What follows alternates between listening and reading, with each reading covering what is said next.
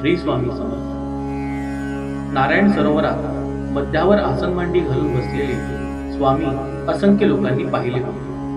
परंतु बघता बघता त्यांच्या डोळ्यासमोरून स्वामी अदृश्य झाले.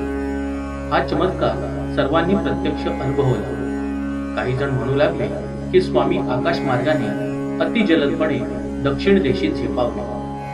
स्वामी जे अंतर्धानात पावले ते थेट द्वारकेला आले.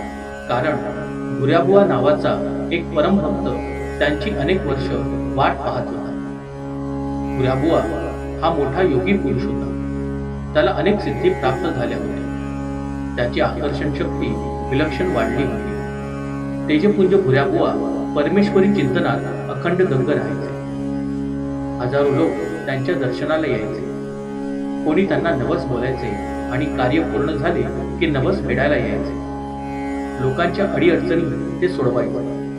द्वारकेत त्यांचा महिमा एवढा प्रचंड वाढला होता की चहूबाजूने माणसे भुऱ्याबुवांना भेटायला यायची. त्यांचे महत्व खूप वाढले होते. परंतु भुऱ्याबुवा मनातून समाधानी नव्हते. सर्व सिद्धी त्यांच्या समोर उभ्या होत्या. तरीही वैयक्तिक पातळीवर ते संतुष्ट नव्हते.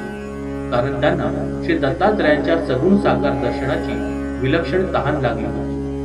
किती दिवस लोटले, किती मास लोटले, किती वर्ष लोटली, भुऱ्याबुवांची श्री दत्त दर्शनाची इच्छा पूर्ण होत नव्हती. अशातच त्यांना वारंवार वाटू लागले होते की आपली तपश्चर्या फुकट गेली. सिद्धी प्राप्त झाल्या परंतु परमेश्वराचे दर्शन होत नाही. या विचाराने ते खूप उदासीन झाले होते.